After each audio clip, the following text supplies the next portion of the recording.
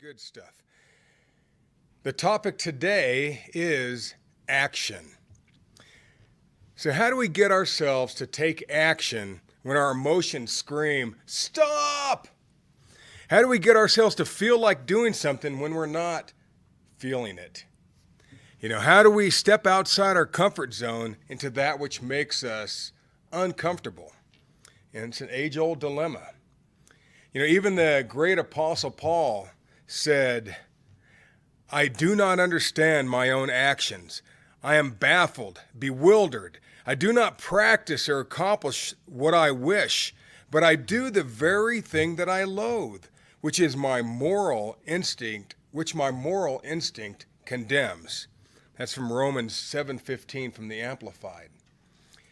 See, Paul was a guy who flat out got things done. He was a man who didn't just talk about change in the world, he literally changed the world. But he had that same internal conflict that at times we all battle. We know we need to move on. We know we need to get something done. We know we need to start exercising or lose weight or get a better job or work on our marriage or whatever it is, yet we hesitate. Why? We know we need to start saving money towards retirement, but we don't feel like we have enough extra money to get started. See, we're waiting for the perfect time to have a child, but we all know there's never a perfect time to have a child. Or maybe it's always the perfect time. I don't know. See, we know we need to find someone to help us build or to take over our business, but we don't have the time to train that person. We're torn between action and inactivity. And this is why the percentage rate of goal keeping is so low. And we know that we know what we should be doing, but for some odd reason, we just don't get around to doing it. Why? Where's the disconnect? And I was thinking, no matter the culture, no matter the religion, since man first took steps on this earth, he's had this same internal battle, this internal conflict that we all face. And the people who learn to act when their inner voice says, wait, are the ones who advance. So today we're going to learn a few tricks that'll help us turn restraint into action. You can handle the truth. You can handle the truth. And many people turn to counselors, ministers, mental health professionals to help sort things out when their life becomes complicated. And this is a lot of times where things begin to get bogged down. Now, I'm not saying that these people are bad to go to. I'm just saying the point of this whole teaching is we have to get ourselves going. Ultimately, every professional, whether it's a minister, a counselor, whomever, his goal is to get you to make a decision on your own life and to get moving on your own. Some people it takes years. Some people, they never get it. Western thought gets us to look within and to hunt down the reason we're feeling or acting so poorly. And then a lot of times people find a way to mask that pain with medication, drink, distraction, or addictive behaviors. And we ask ourselves, why? Why is this happening to me? Why am I having such trouble conquering this problem? Why can't I just stay away from the ice cream? Why can't I just go to the gym or run around the block?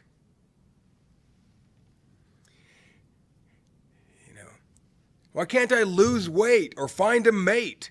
Why am I feeling this way? Why am I not doing what I know I should be doing? Where's the disconnect? Now, the philosophy that springs from the East, and as opposed to that of the West, has taken root with many successful people today. And, it's not about trying to unravel our emotional problems or to analyze our bad feelings. It's one of action. And instead of asking why, we simply take clear action, no matter how we feel. And the end goal should always be action. Action is our cure. And truth is designed to be lived in full color. Truth is action being lived, truth is action. Truth is truth. Every religion has snippets of truth. Every human that was ever born has threads of some type of truth built into their soul, into their psyche, into their lives. Then the world sort of snuffs it down, trains it out of them. And I was thinking about no matter what group they associate with, it's the same thing. Rules in religion, they may help control mankind. They may help control the masses, but they also quench the inner fire of self-fulfillment. Because we're no longer doing what we think. We're doing what the group thinks, or what somebody in that group says is best for our lives. So we're no longer thinking. If we're not thinking, then can we be believing? No. That's why it's so hard, because we listen to music. We watch shows, we read blogs, we go to movies. We're in society, we're just getting fed all the time what we should think or what we should not think. Whereas truth is truth. And all of us know how to find the truth. It's not just written in the Bible. There's truth all around. Rather than following others over that proverbial cliff like a group of Hollywood lemmings, you see, let's unleash our truth through action. Now, here's some famous quotes. You'll like these. And here's a few quotes from famous men who learned how to act when their heart told them to wait. First one, Thomas Jefferson. Quote, "Do you want to know who you are? Don't ask, act. Action will delineate and define you." End of quote. See, Thomas Jefferson was instrumental in developing a written standard, the American Constitution, and for this, for our great country, the United States. And this document was not only designed to keep us safe as a nation and a peoples, but would allow us enough freedom for us to reach the stars if we should so desire. Now, how those guys were able to figure that out is perplexing to me, but they did. It's a great document. Here's one. The superior man acts before he speaks, and afterwards speaks according to his actions. Confucius. See, actions before words. I've heard talk is cheap, right? Confucius was an ancient Chinese philosopher and teacher, and he believed deeply in self-improvement and personal fulfillment. And one of the most impacting teachings of Confucius was the superiority of personal action over society's rules and constrictions. Remember I talked about the Eastern thought? And in about 500 BC, he said, quote, "Never impose on others what you would not choose for yourself." Now, what does that sound like? Didn't Jesus say that? This was 500 years before Jesus. Is it truth? Yes. It's been around a long time, folks. It's been around a long time. Long before any Bible was ever written, truth has been around. Since the first men, truth has been around. Jesus said that in 30 AD. When he was criticized by his controlling religious leaders. He said the same thing.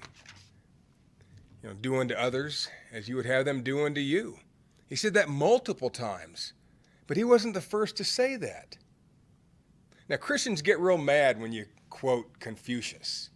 I don't care. I don't care. Truth is truth. Quote, inaction breeds doubt and fear. Action breeds confidence and courage. If you want to conquer fear, do not sit home and think about it. Get out and get busy. Dale Carnegie. Now, Dale Carnegie was a man who, through positive training, helped people overcome personal barriers. That was his mission in life. He was the father of modern self-improvement and self-help. Many of you have read his works. It was years ago he came up with this stuff that people are still talking about because it's just truth, just poised in different words. Here's another one.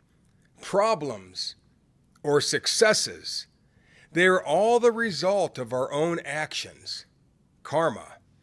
The philosophy of action is that no one else is the giver of peace and or happiness.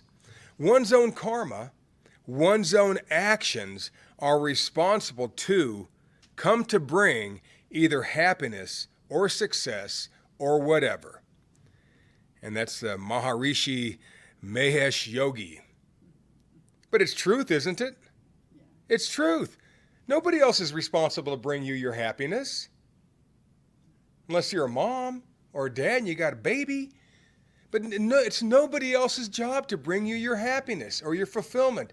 It's our job. Everybody knows that. Where's the disconnect? Here's another quote. Rhetoric is a poor substitution for action, and we have trusted only to rhetoric. If we are really to be a great nation, we must not merely talk, but we must act big. Theodore Roosevelt. Now, Teddy Roosevelt was an ambitious man who pushed his way into the presidency. And like him or loathe him, he got things done and gave us many great action quotes. Like you, he too was a man of action. He just had he was a sickly kid, a very sick kid, and he just pushed. He started jogging when nobody else jogged so he could be even as healthy as a normal kid. Just did all kinds of stuff. Then he realized one day he wanted to be a president, so he figured a way to do it. So again, taking action is the key to gaining a foothold in our lives or gaining traction in our business or in our personal lives or in society. It always comes down to action. The bottom line I'm trying to convey here is it should be you running you. You running you, rather than allowing your emotions to run you or someone else. You ever known somebody just run by emotions? They're erratic, and sometimes it's hard to be around them. Usually something happened, and that's why they're like that. But bottom line, we have to run ourselves. There's a guy named Morita, and he was a Japanese psychiatrist from the early 1900s. And he consistently asked, quote, what's the next thing I need to do? What's the next thing I need to do? Rather than the more common, how do I feel? And he didn't teach that. Freud was a contemporary of Morita. But their philosophies are different. One gets covered with drugs and years of therapy. And the other one is quit asking why and just get busy doing what you need to do. Ultimately, that's where every psychologist wants to get people, is doing what they know they should do. Some people, it's more of a process, but there's a shortcut, and it's just get started. Get started. If you know you should do something, get started. See, no matter how we feel, the best question we should ask ourselves is, what's the next thing I need to do? What's the next thing I need to do? And then do it. Here's the art of action. Jesus' younger half-brother, James, was well schooled in the art of action. And he saw it with his brother, his mother, his dad, his siblings.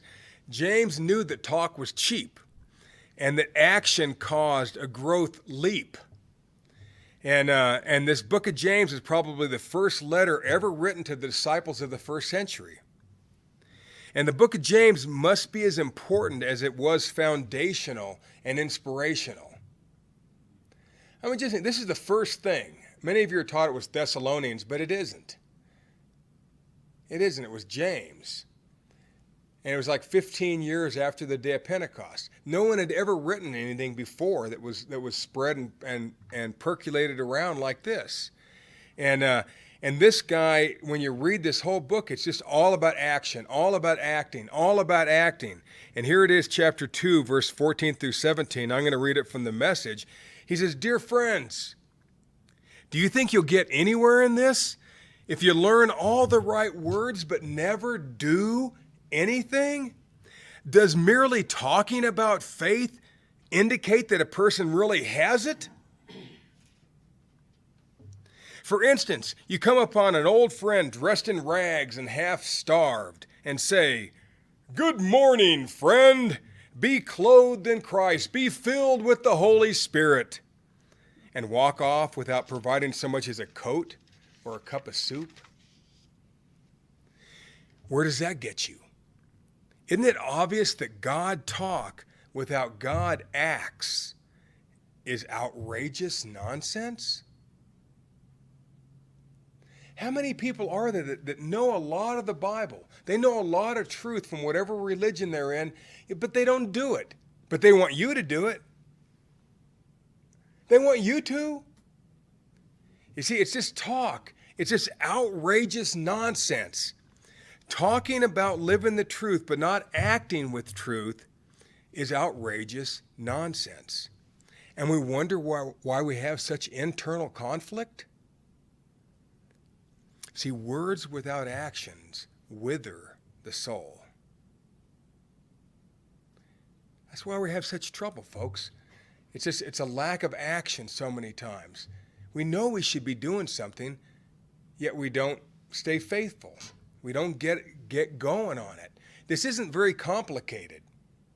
The only point I want to make here today is if you have something you know you should be doing, why not this week just get started doing it? If it's working out, if it's working out less, if it's eating less ice cream, eating more ice cream, whatever you know you're supposed to be doing. James also said, remember, this guy's Jesus' half-brother. So he was raised around a pretty good kid. I mean, Jesus kept himself perfect even as a child.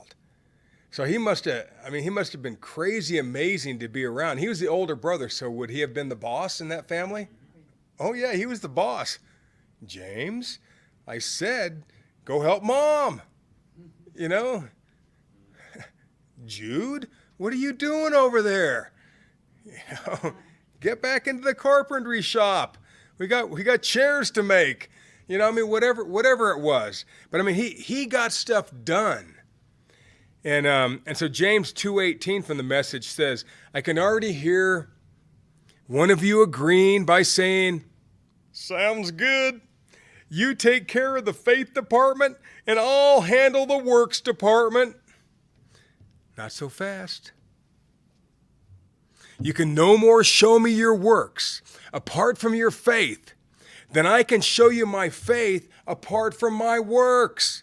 Faith and works, works and faith, fit together like a hand and a glove.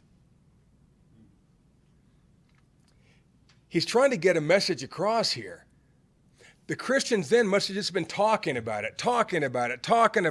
And James is going, stop talking and start doing. We see that. We know people who really, hey, I'm going to lose weight. I'm going to go on a diet. I'm going to do this. And then they just keep talking about it. And they never do it. Or I'm going to serve, I'm going to give, I'm going to get involved, I'm gonna. Stop I'm gonna-ing and get going. Do something for yourself. For yourself. I know every one of you right now listening, there's something that you've really been wanting to get started on, but you just haven't got started. Why don't you make it a goal this week to get started on that thing? Meeting a new person, working on a new career, finding a new client, training an employee to take over your business, whatever it is. See, faith is nothing more than a firm conviction with an eye focused on a goal. We all say faith is believing, but after a while, you start talking about believing, and we think we're doing something, and we're just talking like James is talking about here. You see, believing, it says faith and works, so they're not quite the same thing. You always say believing is action. Well, believing is a precursor to action. Or why would it say works? Right? Faith and works. Faith, it says we can set our mind, you can be focused, you can have a great set of goals. Now do something. That's why less than 10% of people who set goals ever reach them. Because they don't get past that first point. They don't get started. And now I'm not saying this, I hope you know, I'm not being reproving. I'm teaching this because I need to hear it. This is for Mark. If the proof is in the pudding, then action's got to be the main ingredient. Action on one's words and goals was the first lesson to the early Christians. It was the first lesson to man. Act. Do something. I mean, sometimes you want to say, just do something. Even if it's a wrong decision, make a decision. Do something. Then you'll learn not to do it again if you make a mistake. People are so afraid to make that first step just in case. In case something happens. Well, something's going to happen. It's going to happen. I guarantee it's going to happen. It always happens. See, action must be as important as it is underused. James understood the art of action. Now, I read a blog the last couple of days by a guy named James Clear, and I'll title this Temptation Bundling, which was in his article. And he mentioned a woman named Katie Milkman, a professor at the University of Pennsylvania. And she came home exhausted every day, and she had trouble getting the things done that she knew she really needed to do. Quote, this is from her, she said, "I struggle at the end of a long day to get myself to the gym, even though I know I should go. And at the end of a long day, I also struggle with the desire to watch my favorite TV shows instead of getting work done. And so I actually realize that those two temptations, those two struggles I faced, could be combined to solve both problems." This is temptation bundling. And you bundle a behavior that feels good with a behavior that is good for you. You reward good behavior with feel-good behavior. In other words, I will watch the show that I have recorded on my DVR after I work out. And so then you look forward to working out because you're going to get to go home and watch that show. Or I will talk to somebody new. I'll try to make a new friend. And if I do that, then I'm going to read my favorite book. I'm going to read another chapter in that book. Or whatever your pleasure is. So bundle your pleasures with your temptations, we could call them, with things you know you really need to get done. And it helped this lady. She ran a test on a bunch of students, a few hundred students, and between 26 and 50% of them all did better on, and it was basically about working out, if they bundled it with a something, a temptation, she called it. You know, I mean, it's like you make 2 columns on a page and you put pleasures or things that you really want to do, these easy temptations on one side, and then on the other side, you put down the tasks and behaviors that you know you should be doing. Working out, eating right, you know, whatever it is. And now you go down and you link the ones that you want to connect. It's pretty simple. You see, bundle your temptations. Link the want with the should. And that's something that one person did to help them through this dilemma of inaction. And so that was a very established lady too. Goes through the same thing. Paul said that. Remember that first verse that I read? Things he wants to do, he doesn't do. And said, we're just torn. We're always torn. That's also within man, or it's within the nature of society. It's probably not the truth in us. So now we're going to talk about the Zen of action. The Zen of action. How can he use that word? You know, here's a few tips to helping us get to the place we can finally move from inaction to action. If less than 10% of people ever reach their goals, how do we become part of that 10%? How would you like to always reach your goals? There's a way. Do you know you can always reach your goals? It's not magic. That's one way. Don't set any. I guess that's the easy way. Yeah. Or if you do set them, the one way to do it is start heading toward that goal. Start acting instead of talking about it. Like that one quote I read, you know, it's not about stop talking and start acting. You know, here's the first step. There's going to be 3 of them. It's be present. Be present. Let me explain. To be present, we need to be present in our own life because it's your only life. It's your life. You're always going to be you. Do you know you're still going to be you forever?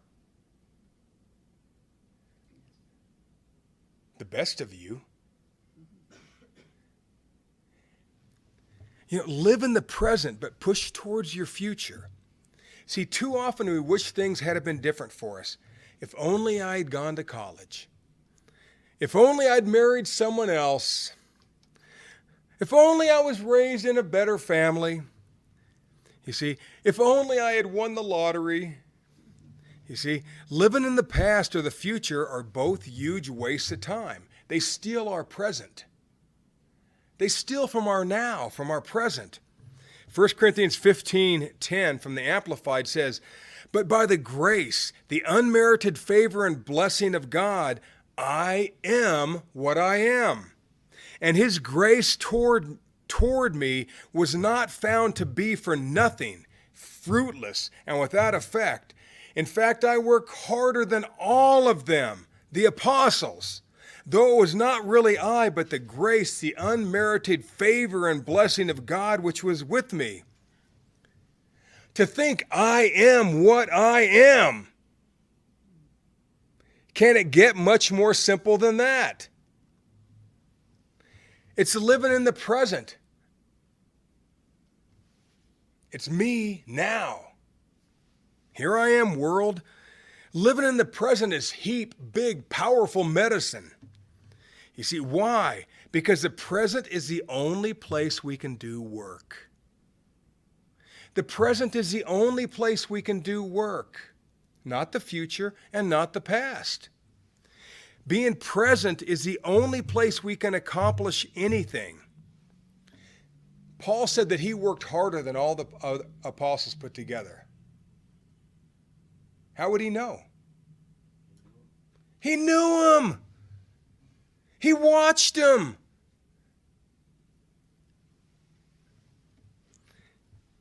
Paul was present. He was present. Remember in elementary school, you'd raise your hand, present. They call your name, present. You know, I don't know why you said that, present. You know, being present is the birthplace of all action. Be present in your own life. Stop waiting for someone else to tell you what to do. Or wishing that the country was different than it is now. There's a lot of things you can't change. There's some things you can about a country. But the easiest thing to do is change ourselves. Work hard and be present. That's the first one. The second one is be mindful. This is a word that you probably heard recently. See, being mindful is a sister act to being present. Being mindful, which has its roots in Eastern philosophy, which includes the Bible, by the way, permeates the modern society. That's why you hear so many people out there saying all this good stuff. And you think, boy, that's good. Well, because it's truth. Doesn't matter who says it. It's still truth. There's a lot of truth out there. Just because they don't go to your church doesn't mean that they're wrong. See, mindfulness means maintaining a moment-by-moment awareness of our thoughts, feelings, bodily sensations, and surrounding environments. Mindfulness is being aware of our thoughts and feelings without judging them. We don't ask why, we ask when. Now, this isn't easy to do because we're taught to ask ourselves why.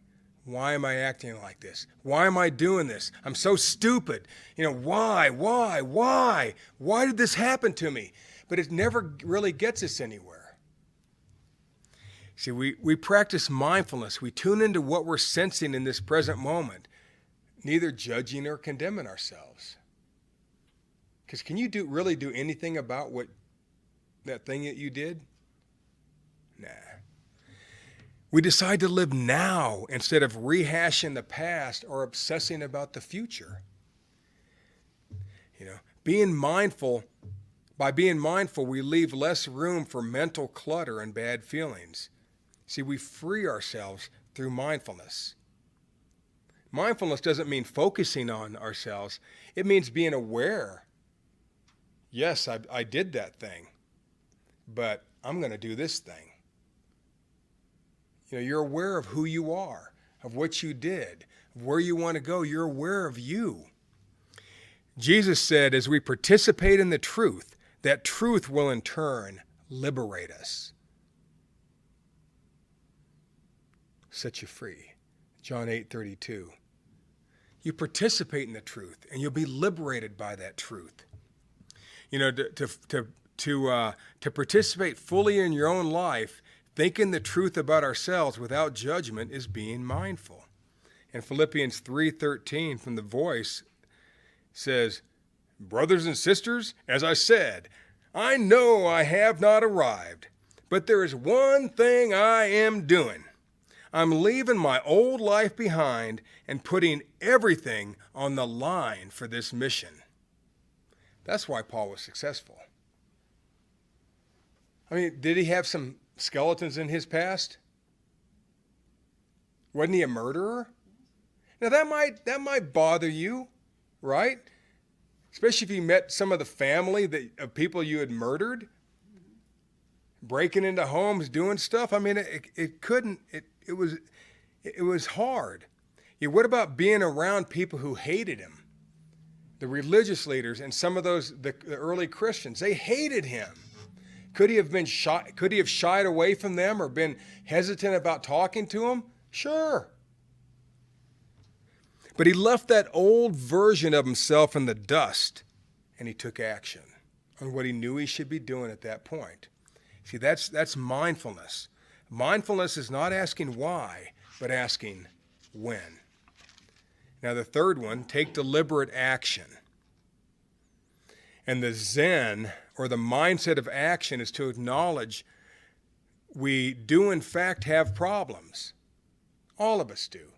We feel them. We know them. But we take deliberate action in spite of them. You do it. You go to work. How many of you moms go to work or take care of your kids even when you feel horrible?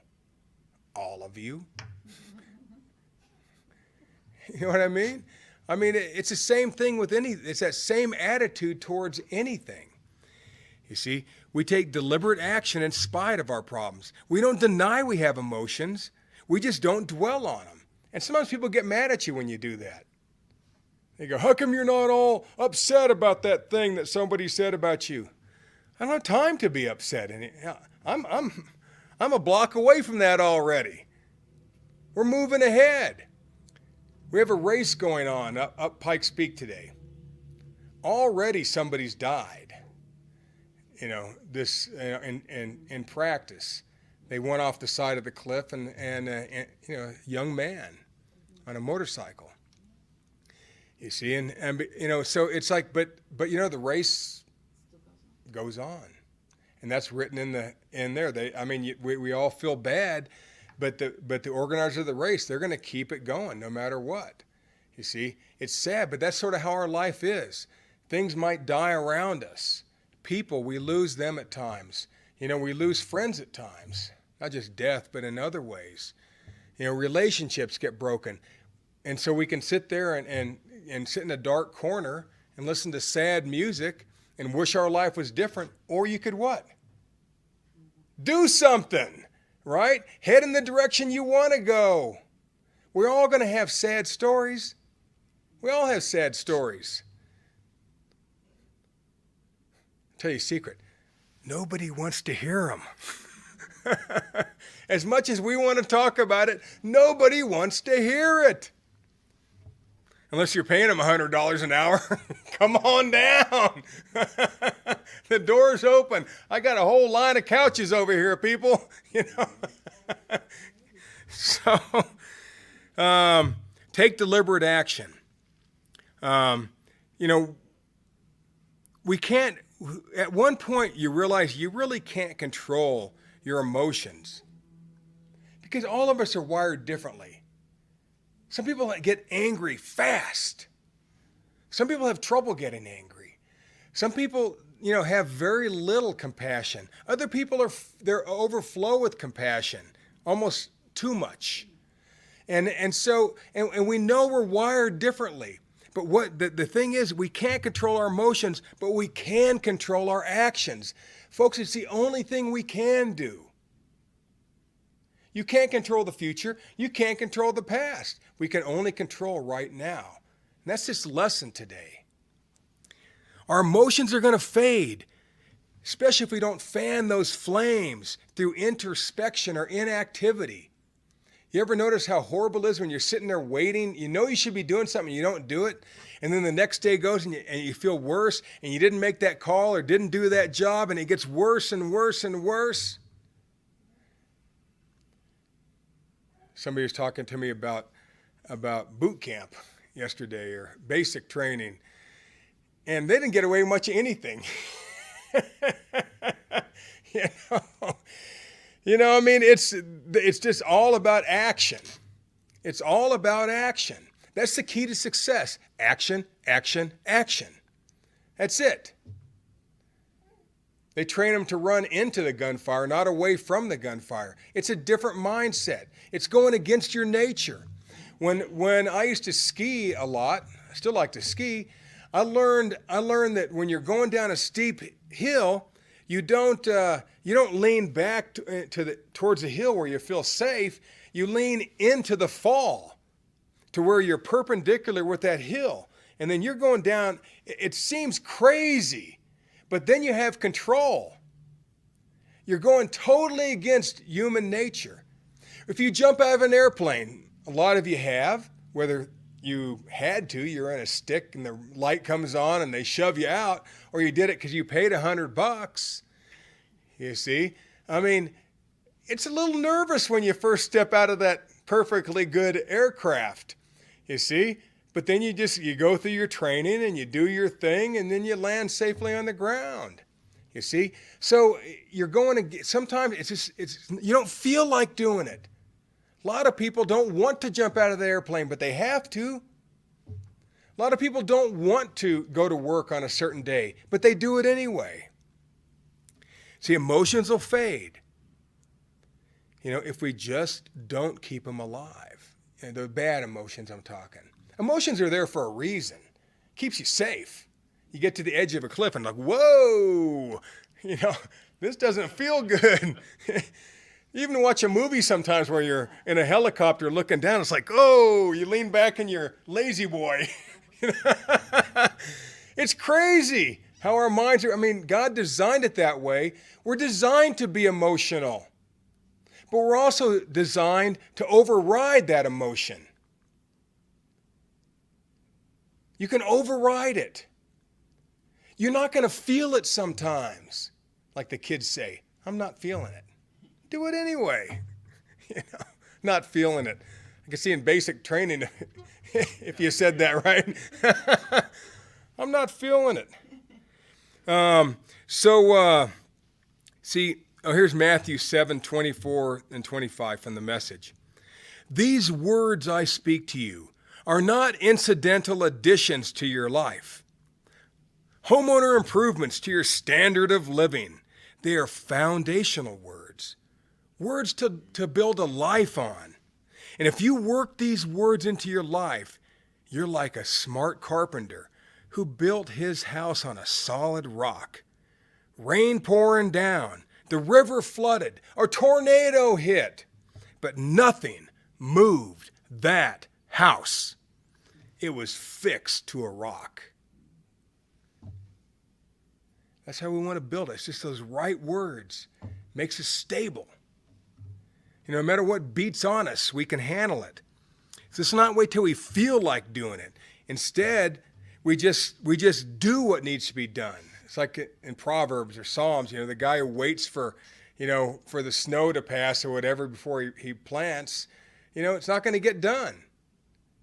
You just go out and plant. You wait till you feel like going on sales call, you're going to starve. Go out on the sales call. Stand up at your networking group. Tell people what you need and want. Do it. Do something. See, growth is action, and action is growth. Now, in closing, how do we get ourselves to take action when our emotions scream, stop, stop? How do we get ourselves to feel like doing something when we're just not feeling it? How do we step outside of our comfort zone into that which makes us uncomfortable? It's an age-old dilemma. It's built into society. Action cures fear. Action cures inaction. If you don't like the word fear. James 1:23 from the Message, last verse, says, don't fool yourself into thinking that you're a listener when you're anything but, letting the word go in one ear and out the other. Act on what you hear. Those who hear and don't act are like those who glance in the mirror, walk away, and 2 minutes later have no idea who they are, what they look like. And if you think about it, that was written by James, again, Jesus' half-brother. At that time, did they have mirrors? No. They had polished pieces of metal, little thing. Nobody before, I think, the 14th century had any idea what they looked like. Even Jesus didn't know what he looked like. Confucius didn't know what he looked like. Isn't that crazy? And so then you see a little picture of yourself, and it's like, oh, my eye looks good, whatever, my nose, whatever you can see with that little shiny piece of metal, that's all they could see. He says, you glance at it, you walk away, 2 minutes later, you have no idea who you are. Nobody knew what they looked like in those days. They just could catch a glimpse. When we feel stuck, when we have trouble making that decision, when we feel lousy, when we feel hurt, when we feel disillusioned, when we feel despondent, when we feel uncomfortable or outside of our comfort zone, let's do the following. First, let's be present. Being present is the birthplace of all action. Second, let's be mindful. Mindfulness is not asking why, but asking when. And finally, let's take deliberate action even when we don't feel like it. Growth is action, and action is growth. If we want to be one of those 10% who consistently reach their goals, if we want to make an impact on society like Jefferson, Confucius, Roosevelt, Carnegie, Maharishi Mahesh Yogi, James, or his big brother Jesus, we must be present in our own lives. Be mindful of our situation without judgment, and above all, take deliberate, uncluttered action. Be present, be mindful, and take action. God bless.